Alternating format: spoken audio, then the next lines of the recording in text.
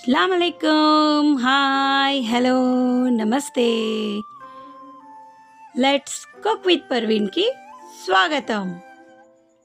పండు మిర్చి నిల్వ పచ్చడి అండి. చూడండి, తొక్కు అంటారు, పచ్చడి అంటారు. ఇది నిల్వ పచ్చడి. చూడగానే నోరు ఊరుతుంది కదండి. చక్కటి ఎర్రటి కలర్లో అద్దిరిపోయే రుచితో నేను ఇక్కడ మీకు పర్ఫెక్ట్ క్వాంటిటీతో ప్రిపేర్ చేసి చూపిస్తున్నాను. ఈ పచ్చడి సంవత్సరం పాటు నిల్వ ఉంటుందండి. అండి, దీనికి కావలసిన ఇంగ్రీడియంట్స్ ప్రాసెస్ చూసేద్దాం. పండు మిర్చి, ఇదిగో ఇలాగా గట్టి మిర్చి చూసి తీసుకోండి. కడిగి నీట్గా ఒక కాటన్ క్లాత్తో తుడిచేసుకున్నాక తొడిమలు తీయండి. ఫస్టే తొడిమలు తీసి అస్సలు కడగొద్దండి. వాటర్ అందులోకి వెళ్ళిపోయి సంవత్సరం పాటు నిల్వ ఉండదు పచ్చడి. మనం నిల్వ పెట్టాలి కదండి, అందుకని ఫస్టే కడిగి తుడిచి తర్వాతే తొడిమలు తీయండి. నెక్స్ట్ ప్రాసెస్లోకి వెళ్ళిపోదాం. ఇదిగో చింతపండు, 125 గ్రాముల చింతపండు తీసుకున్నానండి. ఆ చింతపండుని ఒక గంట సేపు ఎండలో అలా ఎండబెట్టేసేయండి.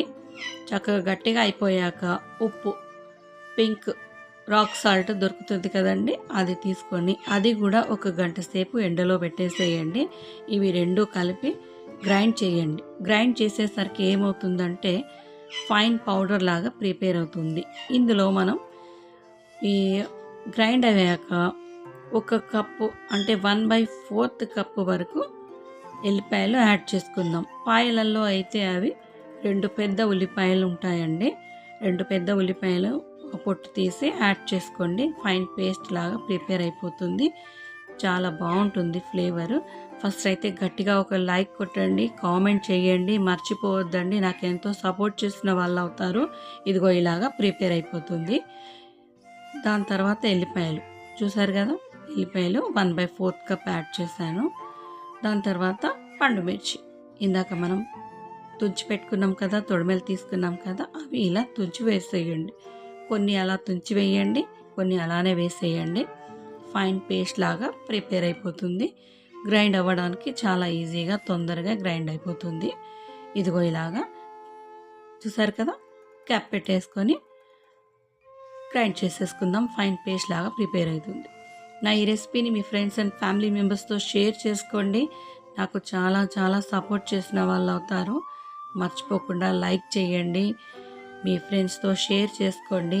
ఇదిగో పేస్ట్ లాగా ప్రిపేర్ అయిపోయింది. చూసారా ఎంత చక్కగా ఉందో. మీకు కావాలంటే బరకగా కూడా మీరు ఈ పేస్ట్ని ప్రిపేర్ చేసుకోవచ్చండి. కానీ ఇలా పేస్ట్ లాగా ప్రిపేర్ అయితే చాలా బాగుంటుంది. పోపు పెట్టుకుందాం. నేను ఇక్కడ 1/2 కప్పు వరకు నూనె తీసుకున్నాను. పచ్చడి కదండి, నూనె బాగానే పడుతుంది. మిర్చి పోపు పెట్టుకోవడానికి మిర్చి తీసుకున్నాను. ఒక 2-3 మిరపకాయలు కట్ చేసి వేసుకున్నాను. పోపు దినుసులు, ఇది అదేవిధంగా ఎల్లిపాయలు, ఒక 5-6 ఎల్లిపాయలు చిన్న చిన్నగా కట్ చేసి ఇక్కడ నేను ముక్కలుగా యాడ్ చేస్తున్నాను. ఇందులో 1/4 టీ స్పూన్ వరకు పసుపు యాడ్ చేస్తున్నాను. కరివేపాకు రెబ్బలు మీకు ఆప్షన్ అండి, కావాలైతే యాడ్ చేసుకోండి కరివేపాకు, లేకపోతే అవసరం లేదు. కానీ మంచి ఫ్లేవర్ వస్తుంది యాడ్ చేసుకుంటే. ఇలా యాడ్ చేసుకున్నాక ఇందాక మనం పేస్ట్ ప్రిపేర్ చేసుకున్నాం కదా, ఆ పేస్ట్ ఇక్కడ యాడ్ చేసుకోండి. మీకు ఇక్కడ కావాలనుకుంటే ఇంగువ వస్తుంది కదండి, ఇంగువ కూడా మీరు ఇక్కడ యాడ్ చేసుకోవచ్చు. మంచి ఫ్లేవర్ ఉంటుంది. నా దగ్గర లేదు, నేను యాడ్ చేయట్లేదు. ఒకవేళ మీ దగ్గర ఉంటే యాడ్ చేసుకోండి, చాలా బాగుంటుంది. ఇదిగో ఇలాగా కలిపేసుకున్నాక సైడ్ నుంచి నూనె రిలీజ్ అయిందంటే పచ్చడి ప్రిపేర్ అయిపోయిందంటేనండి. ఆ టైంలో ఆవాలు, మెంతుల పౌడరు యాడ్ చేసుకోవాలి.